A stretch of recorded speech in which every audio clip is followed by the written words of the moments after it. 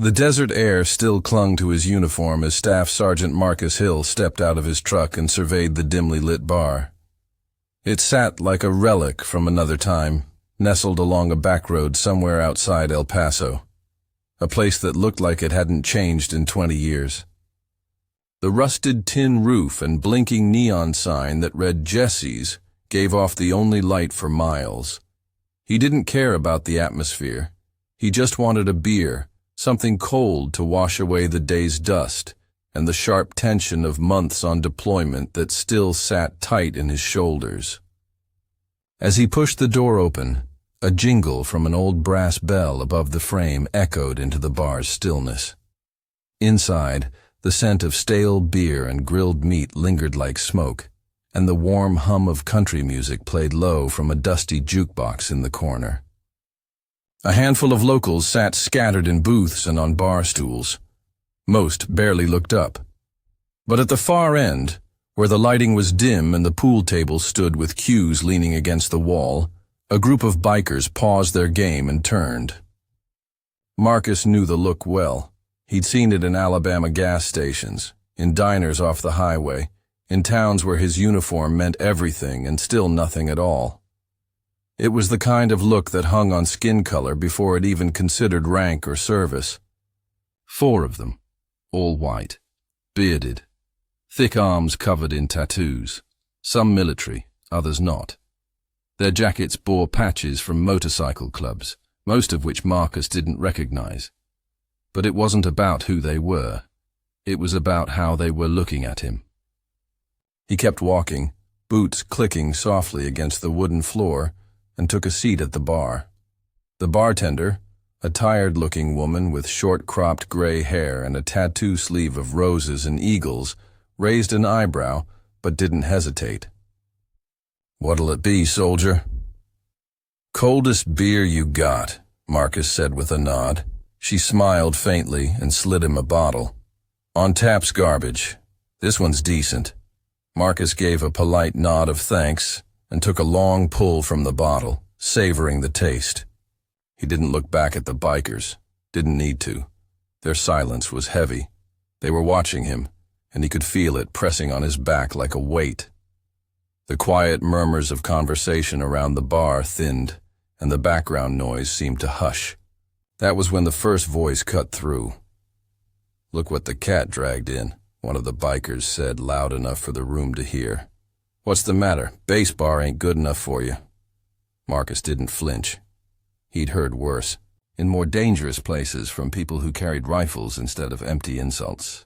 Still, the bartender glanced his way, concern flickering across her face. The biker wasn't done. He stood up, towering and thick with a gut that spilled over his belt. His vest bore a patch that read Ridge County Raiders, and a Confederate flag was stitched just above it. He walked toward Marcus with a beer in his hand and a grin that never touched his eyes. "You deaf soldier boy," he sneered. "Or just think you're too good to answer." Marcus turned slowly, his expression calm, unreadable. His voice was measured, not a hint of fear in it. "Just trying to enjoy my drink." The biker chuckled, his breath thick with beer and something bitterer. "Yeah? Well, we don't usually get your kind around here." Marcus didn't rise to it. He had learned long ago that reacting too quickly only gave them what they wanted. Instead, he looked the man square in the eyes. "My kind? You know what I mean," the biker said, lifting his chin. "Not just the uniform, the skin." There it was, out in the open, no pretense. Marcus didn't need to pretend to be shocked. He wasn't. Still, there was something unsettling about how casual the man was, like he wasn't afraid of the consequences. That told Marcus everything he needed to know about this place, about this man. Another biker leaned on the pool table and called out, "You think that army badge makes you untouchable?" Marcus finally stood, slow and deliberate. He was tall, taller than most expected, with a frame hardened by years of physical training and combat readiness. His presence alone shifted the air. There was a calm power in him, not the kind that needed to puff its chest, but the kind that had been tested in places where men didn't get second chances. "No," Marcus said. "It means I've spent years defending this country, including people like you." That sentence landed hard. The bartender froze, her hand still resting on the bar. A man at a booth sat straighter, watching carefully. Even one of the bikers seemed to pause, the sneer on his face faltering. "You got a smart mouth," the first biker growled, stepping closer. "And you've got an ugly attitude," Marcus replied, his tone still even. The biker's hand twitched like he might do something. Swing, shove, grab. But Marcus didn't budge. He stared the man down, eyes steady, unwavering. It wasn't about posturing. It was about control. And Marcus had it all. The room felt like it was holding its breath. Even the jukebox had fallen silent. A flicker of unease crept into the biker's eyes. For all his bluster, there was something in Marcus that unsettled him. Not fear, something deeper. Maybe it was the quiet confidence. Maybe it was the lack of reaction. Or maybe it was the realization that this man, this soldier, wasn't the one out of place. Still, the tension hovered, thick and waiting. Something was going to break. Everyone could feel it. Marcus just kept his eyes locked on the man in front of him, his hands loose by his sides, ready, but not threatening. That's when the bartender finally spoke. And everything shifted. The silence that followed Marcus's words stretched like a wire drawn too tight. He could feel the eyes of every person in that bar on him, waiting for what would come next. The biker in front of him, thick arms crossed, beer still in hand, was trying to figure out how to respond. But he wasn't used to this. He was used to fear, to flinching, to people backing down or shouting back. He wasn't used to calm. Marcus didn't blink. His face held no smirk, no smugness. Just quiet strength, the kind that had steadied him in far more dangerous confrontations than this. Afghanistan, Iraq, Syria, places where words didn't mean much, and hesitation got people killed. He knew the terrain of fear and power well, and right now he could see it flicker behind the biker's bravado. Then, like a spark catching on dry brush, another voice chimed in. One of the other bikers, a younger guy with slicked back hair and a long goatee, stepped forward. "You think this place is gonna back you up? You're in our town, soldier. Ain't nobody gonna stand for your attitude here." Marcus tilted his head slightly, never taking his eyes off the first man. "I'm not here to start trouble. I came in for a drink like anybody else. You brought the trouble to me." The first biker shifted his weight, clearly uncomfortable. His fingers tightened around the neck of his beer bottle, and for a moment Marcus wondered if he'd try to swing it. But there was no panic in his mind. His training was second nature now. If it came to that, he'd disarm the man before the others could react. He didn't want that, but he was ready for it. "Don't talk like you're better than us," the first biker snarled. Marcus finally allowed himself the smallest smile, not one of amusement, but of disbelief. "You call me names. You question my right to be here. You assume I think I'm better. Maybe it's because you're afraid that I actually am." The biker flinched at that, as if Marcus had slapped him. But the soldier's tone was too even, too composed to be insulting. It was just a fact, a brutal truth laid bare. And truth, when exposed without the cover of anger or defensiveness, was hard to handle. Another biker took a step forward, arms tensed. "Maybe it's time someone taught you some manners, hero." Marcus raised an eyebrow and took a step toward him. His posture was relaxed, but there was steel beneath it. "I've been trained by the best in the world. If you think this is..." The moment you're going to teach me anything, I promise you, it won't end the way you think."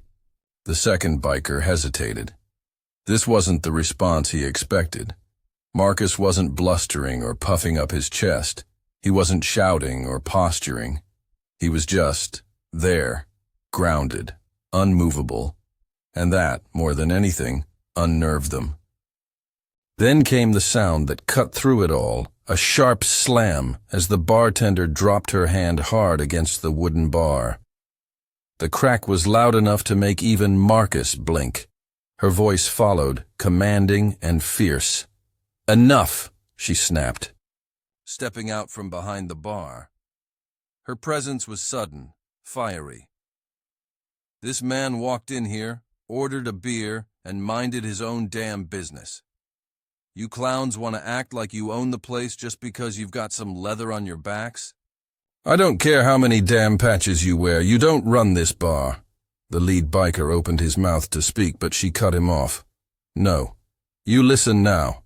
I've been running this bar for 20 years. I've seen all kinds come through. Those doors. Good, bad, ugly. But I've never seen someone stand up to your crap with more dignity than this man just did. You want to be angry? Fine. Be angry outside. You want to act tough? Go punch each other in the parking lot. But not here. Not in my place. There was a pause. The tension, thick as smoke, hung in the air. But something was changing. You could feel it in the way the other patrons sat up straighter, how some of the eyes that had stayed down began to rise. One man, a farmer-looking type with sun-worn hands, nodded quietly to himself. Another, a woman sitting in the corner, crossed her arms and stared at the bikers with open contempt. The younger biker looked around, suddenly unsure. The authority in the bartender's voice, paired with the unwavering composure of Marcus, had stripped the room of their imagined power. He muttered something under his breath and took a step back. The leader, still clutching his beer bottle, scowled. He clearly wanted to keep pressing, to reclaim whatever dominance he thought he had. But something in Marcus's eyes, and in the room itself, told him that line had been crossed. The crowd wouldn't support him. The bartender wouldn't let it go. And the man he was facing was not the man to push. With a grunt, he turned on his heel. "Let's go," he growled to his crew. They didn't argue. One by one, they peeled away from the pool table, from the bar, from the confrontation that had slipped through their fingers. The door creaked as it opened and shut behind them. The night swallowed their presence in silence, but one lingered. The Thai, youngest of the bunch, probably no older than 21, hesitated near the doorway. He looked back at Marcus, eyes uncertain. There was no hatred in them, no anger, just something like confusion, like awe. He nodded. A small, almost apologetic gesture. Marcus gave the faintest nod in return. The young biker turned and left, the door swinging closed behind him. In the stillness that followed, the bar slowly exhaled. The tension broke like a wave receding. People returned to their conversations, their drinks. The jukebox crackled back to life with a George Strait song. The bartender walked back to her post, her expression unreadable. Marcus sat down again and took a sip of his beer, now slightly warmer, but just as welcome. No one spoke to him right away. No one had to. He had said all he needed to say without raising his voice. He didn't demand respect. He commanded it, by being steady when others weren't, by standing tall when it counted, by not becoming the anger that was thrown at him, and that silence, the respect in it, was louder than anything else. The jukebox hummed back to life, letting the low twang of a country ballad seep into the quiet corners of the bar. The neon sign outside still buzzed like a lazy insect, but inside, the atmosphere had shifted entirely. Where moments before tension had crackled like lightning in the air, now there was something else. A quiet kind of reverence, an unspoken acknowledgement that something important had just happened. Marcus didn't move right away. He sat still on his bar stool, one hand wrapped around his beer, the other resting loosely on his thigh. His shoulders were relaxed now, but his eyes remained alert. He wasn't one to drop his guard immediately, not after years of watching what could go wrong when people assumed the threat had passed. The bartender returned to polishing glasses behind the bar, occasionally stealing glances at Marcus. There was something in her eyes, appreciation, maybe even admiration, but also a lingering sadness, like she'd seen too many nights like this one end very differently. After a moment, she poured a shot of bourbon, placed it in front of him without a word, and nodded. No explanation, no dramatics. Just a silent offering, a kind of truce between strangers bonded by something unspoken. Marcus looked at the shot, then at her. "I didn't mean to bring trouble." "You didn't," she said, setting the towel aside. "They brought it with them. You just refused to let it sit." There was a beat of silence between them, quiet and meaningful. Then she walked away to serve another customer, leaving him with his drink and his thoughts. From one of the booths, an older man stood up and shuffled over. He wore a denim jacket that looked older than Marcus, and his boots creaked with every step. His eyes were clouded with age but sharp beneath the surface. He stopped beside Marcus and tilted his head. "You Army?" "Yeah," Marcus replied. "Staff Sergeant," the old man nodded. "I was Navy, Vietnam." Marcus extended a hand and the man shook it firmly. "Appreciate your service, sir." "You too," the old man said. "Takes a different kind of strength to do what you just did. We didn't have that luxury back in my day. Fights like that usually ended with someone bleeding." Marcus offered a quiet smile. "I've seen that too. Doesn't mean we should stop trying to handle it different." The man patted his shoulder and returned to his seat. Marcus felt the warmth of that simple gesture more than he expected. It was one thing to keep calm under pressure. It was another to be seen, acknowledged, not just for what you wore on your chest, but for how you carried yourself. Another customer, a woman in her 30s with a sharp jawline and an air of resilience, came over. She set a fresh bottle of beer next to his almost empty one. "I got this one," she said. "You earned it." Marcus raised an eyebrow. "I'm not looking for anything." She shook her head. "Not offering anything but respect. Too many. People would have thrown hands or worse. You handled yourself with more grace than most of us could manage." He nodded his thanks. She lingered for a second, then returned to her table, where she and her friend were watching him with something like pride. It kept happening in small ways. A nod from a trucker, a smile from the cook who peeked out from the kitchen. Even the bartender, now a little more relaxed, poured a round for the room and called out, "On the house. Let's drink to people who do the right thing, even when it's hard." A round of cheers followed, not loud or raucous, but genuine. No one raised a glass to Marcus specifically, but they didn't have to. The whole room knew what they were toasting. It wasn't long before the energy in the bar returned to a natural rhythm. People talked, laughed. The pool balls clacked again. But here and there, people still glanced Marcus's way. Not with suspicion anymore, but with something closer to respect. One man, a young guy in a flannel shirt who'd been silent during the whole incident, finally walked over, nursing his beer like a shield. He was clearly nervous, shifting his weight from foot to foot. "I just wanted to say thanks," he said awkwardly, "for standing up like that. I've seen those guys before. They come through here, make noise, Act like they own the place. Nobody ever says anything. Marcus looked at him, calm and steady. Sometimes it's not about being loud, just about not moving. The guy nodded. Still, I don't think I could have done that. You don't have to fight the same way, Marcus said. Just don't stay quiet when it matters. That's where it starts. The young man smiled, nodded again, and went back to his table, standing a little straighter than before. As the night wore on, Marcus finished his drink slowly.